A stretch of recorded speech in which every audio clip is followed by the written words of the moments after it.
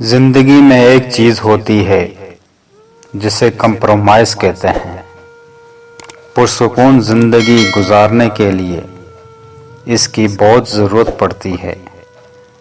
जिस चीज को तुम बदल ना सको इसके साथ कंप्रोमाइज कर लिया करो, मगर अपनी किसी भी ख्वाहिश को कभी भी जुनून मत बनाना कि जिंदगी में कुछ चीजें ऐसी होती हैं जो हमें कभी नहीं मिल सकती।